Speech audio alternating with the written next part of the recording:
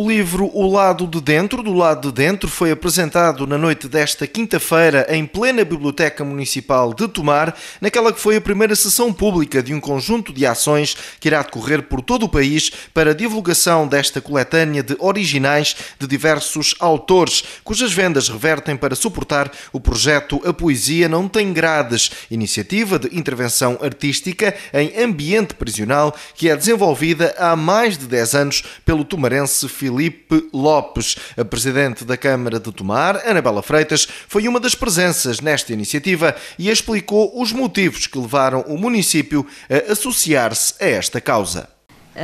E o município de Tomar não podia deixar de se associar ao lançamento do livro O Lado de Dentro, do Lado de Dentro, que é um título difícil, mas se calhar o Filipe já nos vai falar sobre isso.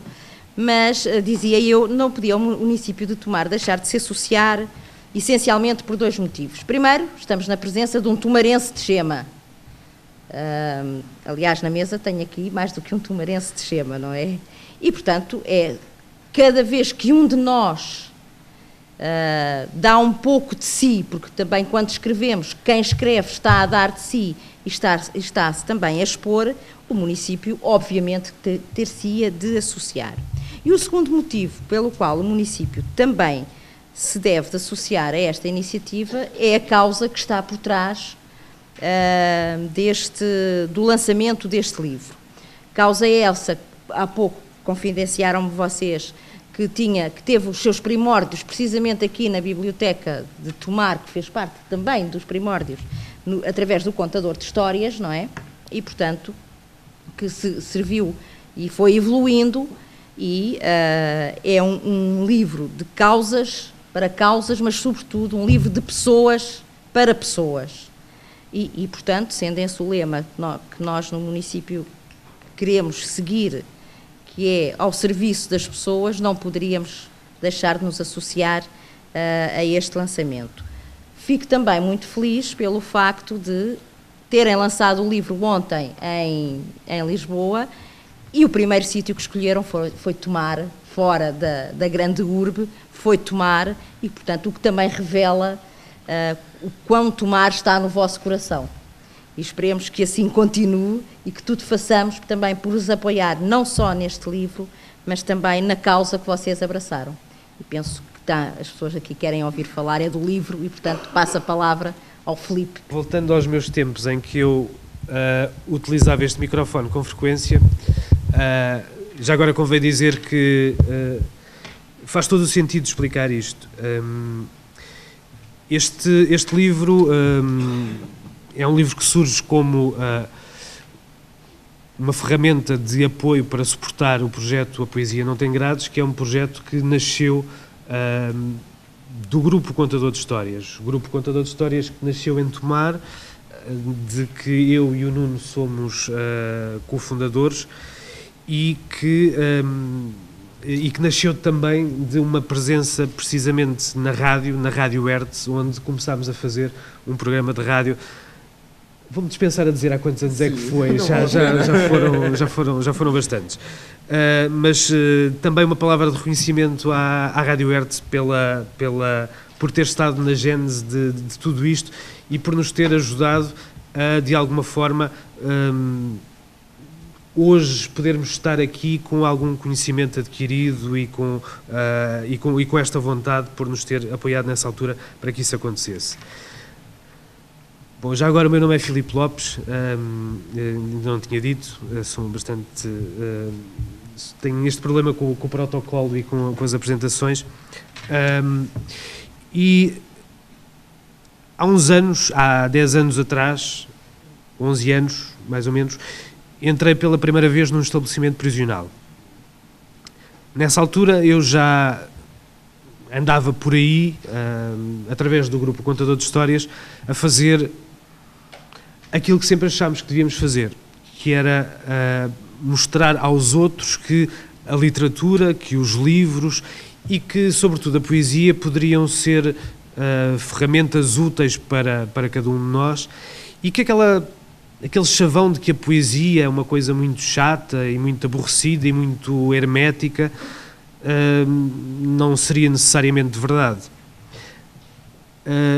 Eu tive a sorte de crescer numa casa cheia de livros, com pessoas que gostavam de ler, e tive essa sorte de poder ser tocado pelo prazer da leitura. Grande parte das pessoas não tem essa felicidade, não tem essa possibilidade. E aquilo que nós tentámos e que começámos a fazer através de um programa de rádio foi também precisamente isso, foi tentar democratizar e chegar ao maior número possível de pessoas através de uma maneira às vezes ligeiramente diferente do habitual, de dar esse tipo de literatura, esse tipo de contacto com a poesia. Eu acho que a leitura é um pouco como um vírus que se instala em nós e nós precisamos de ser tocados por ele. E depois de se instalar é muito difícil que alguém o consiga exterminar de nós, e ainda bem. E por isso, como eu estava a dizer, eu andava há uns anos já em escolas, em bibliotecas, em diversos locais, a fazer este trabalho de promoção do livro e da leitura, quando o Contador de Histórias, o nosso grupo, foi convidado para ir à prisão, ao estabelecimento prisional de Tires, para contar umas histórias numa sessão de entrega de prémios de um concurso nacional de poesia para os reclusos. E para mim foi uma sensação estranha, porque nós normalmente não temos essa possibilidade de entrar dentro de uma prisão e vivemos todos com uma ideia feita, com o preconceito daquilo que é, ou daquilo que são as coisas que vemos na televisão, nas séries, sobretudo americanas, onde os reclusos estão vestidos de cor de laranja, ou se pensarmos nos cartoons com um númerozinho aqui à frente. E de facto não é assim. Em Portugal não é assim, e sobretudo naquele espaço onde eu estive, era muito diferente também de outras prisões, porque funcionava e funciona num sistema semi-aberto, virado para o exterior, onde só em determinado momento é que nós nos apercebemos que estamos verdadeiramente dentro, para lá de umas grades que não demos por elas. Os reclusos andavam por ali, faziam os trabalhos, tomavam conta da zona agrícola daquele estabelecimento prisional e de repente estávamos ali numa espécie de casinha de bonecas no parlatório, uma sala pequena, onde estavam convidados para aquela sessão, onde estava eu também, e onde estavam alguns dos reclusos que tinham participado e que tinham tido menções honrosas ou prémios naquele concurso. E esses textos, escritos por eles, eram extraordinários. Eram mesmo muito bons. Atrevo-me a dizer que há muita coisa publicada hoje em dia que não se parece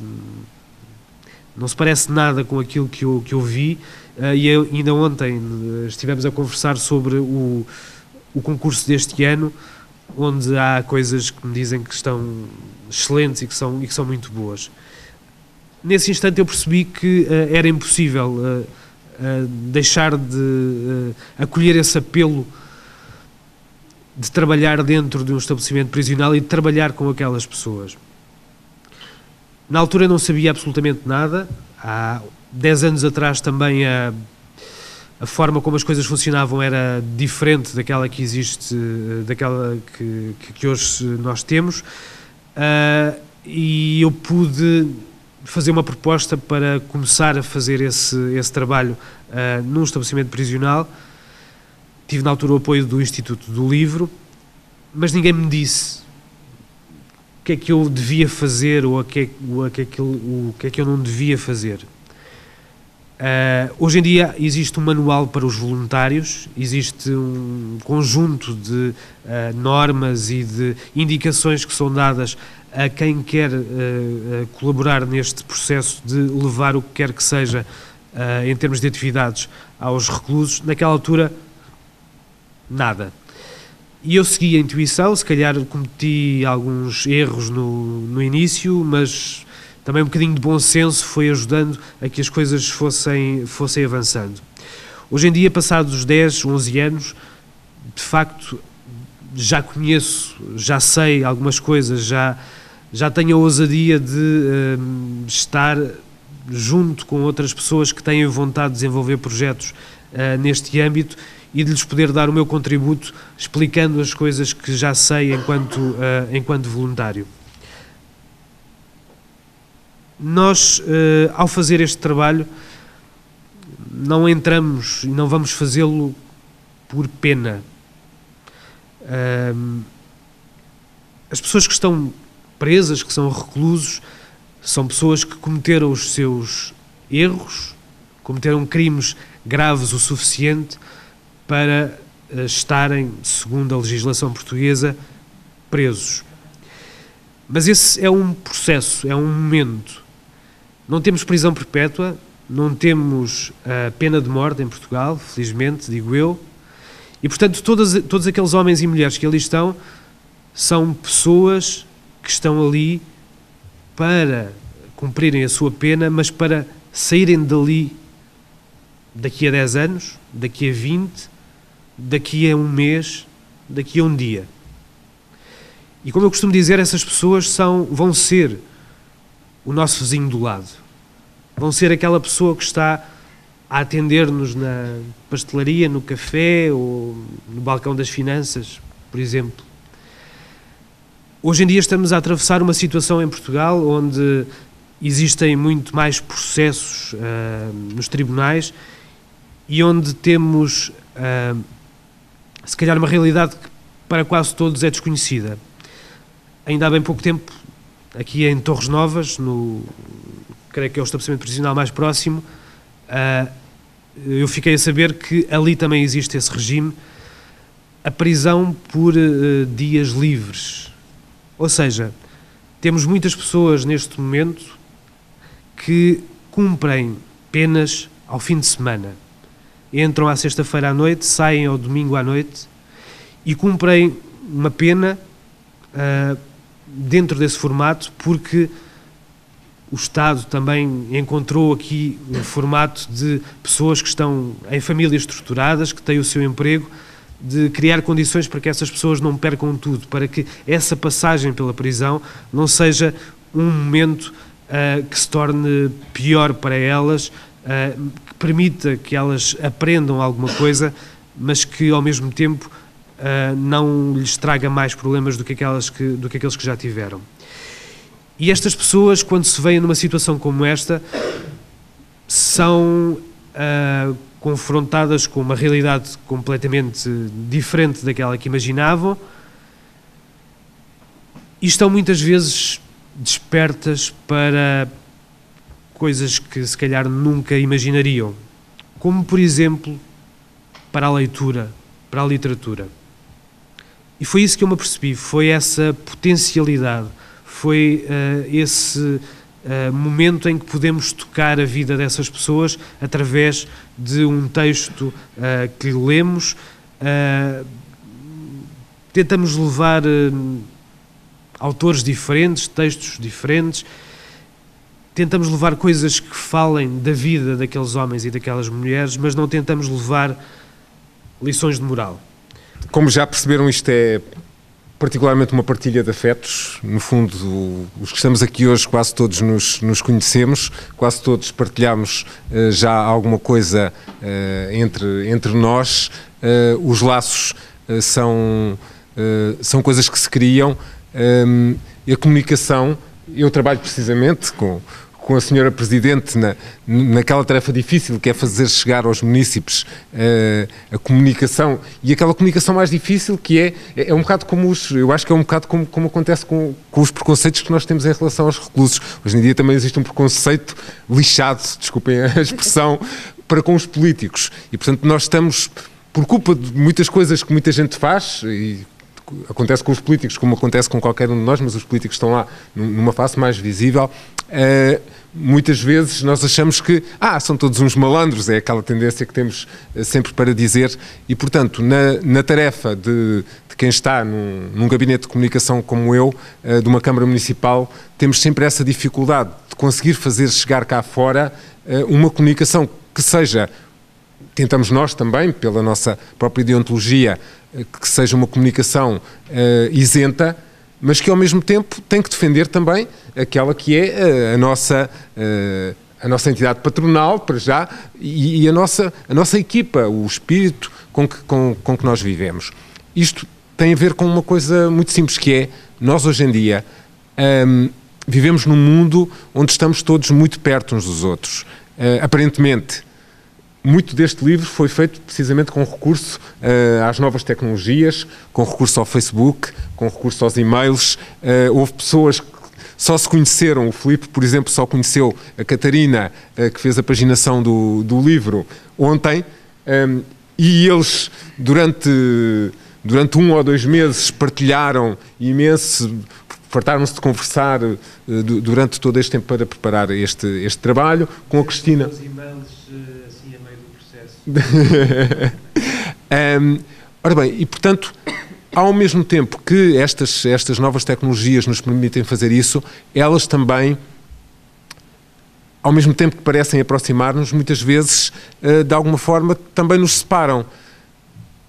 Temos muitos amigos, conversamos com muita gente, mas depois se calhar chegamos cá fora e não conversamos com aqueles com quem conversamos no Facebook. Os 1.500 amigos que temos no Facebook, depois cá fora se calhar reduzem-se a meia dúzia de pessoas. E portanto a comunicação é algo de muito importante. E eu acho que neste livro houve também um pouco essa preocupação. Não apenas a preocupação dos textos em si comunicarem com as pessoas, mas fazer comunicar que há um trabalho que está a ser feito, que há partilhas que todos nós podemos fazer, no sentido de, precisamente como o Filipe dizia, aqueles que estão lá dentro, mas que depois vão estar cá fora, prepará-los também eles para, quando cá chegarem, para serem outros como nós. E preparar-nos também a nós de alguma maneira, e acho que aqui está também um bocadinho da pedagogia que estas sessões podem fazer, preparar-nos também a nós um pouco para essa situação. Temos, de facto, todos esses estereótipos de olhar para os reclusos, e os malandros que lá estão, e muitas vezes essas pessoas, o Filipe também já o disse várias vezes publicamente em relação a este projeto, qualquer um de nós, com tremenda facilidade, pode estar preso. Basta-nos uma pequena escorregadela, quase não temos culpa, e qualquer um de nós pode facilmente também ficar do lado de lá. E, portanto, muitas dessas pessoas, é claro que temos aqueles casos dos criminosos mais inveterados, como acontece em todas as situações, mas a maior parte das pessoas foram pessoas que tiveram azares na vida, que tiveram situações, e que o importante é que, de facto, eles consigam recuperar enquanto pessoas e que depois, quando cheguem cá fora, que, de facto, possam ser pessoas como nós e cumprirem todos o seu papel enquanto cidadãos. E, portanto, este livro pretende ser um bocadinho isto, este projeto pretende ser um bocadinho isto. E foi isso também que eu pretendi dar um pouco ao projeto. Mas a razão que me trouxe aqui foi referida pelo Nuno, foram os afetos. Eu conheço o Nuno e o Filipe há muito tempo, não vou dizer há quantos anos, não tínhamos de dizer há quantos anos é que ele esteve na rádio, mas o Filipe era ainda uma criança, provavelmente ainda aluno da senhora professora que aqui tem, e durante muitos anos, apesar de não nos encontrarmos com regularidade, mantive sempre o contacto. Não nos víamos, mas sabíamos que estávamos lá, como o Nuno referiu, e tenho um enorme apreço por um e por outro, e também pela família. E, curiosamente, foi também aqui em Tomar que eu publiquei algumas das primeiras coisas. Conhecemos o Nuno e eu num suplemento em que ambos colaborávamos, e quando aqui em Tomar se fizeram alguns fanzines, eu fui convidada a participar. Já hoje falámos nisso. Foram coisas artesanais, mas que eram muito importantes para gente da nossa idade que não tinha outro meio de publicar e, portanto, as letras e a solidariedade já desde essa altura que nos uniam. Em relação a este projeto, concretamente, eu conheci-o naturalmente a partir da fundação, quase, quando o contador de histórias organizou o projeto A Poesia Não Tem Grades, e fui acompanhando, apesar de o fazer a alguma distância, fui acompanhando o processo. E só há pouco é que pensei, quando o Filipe estava a falar, lembrei-me de uma coisa. Eu nunca entrei num estabelecimento prisional, mas sou sensível a este projeto porque conheço as consequências de se estar preso e, concretamente, eu fui professora durante muitos anos e sei o que é lidar com crianças ou com as famílias dos reclusos e, de facto, a invisibilidade que eles têm em termos sociais e a falta de tolerância ou de flexibilidade que encontram quando pretendem a reinserção e o acompanhamento enquanto são reclusos são se calhar uma pena mais pesada do que aquela que estão a cumprir enquanto reclusos. Este projeto, além dessa vertente fortíssima de cidadania, tem também a outra vertente a que eu sou bastante sensível, que é da literacia, da aproximação à leitura, à poesia, à literatura em si, e essa dimensão pedagógica é muito mais ampla do que pode parecer a quem aborda o projeto a priori. Quando o Filipe me lançou o desafio para participar, obviamente o meu sim era inequívoco, por todas estas razões que apresentei, pelos afetos, pela dimensão do projeto, pela dimensão da ação em si, no futuro daquelas pessoas e por aquilo que cada um de nós deve dar à sociedade, que é essa tolerância, essa flexibilidade e um pouco de si para que a sociedade possa ser um pouco melhor.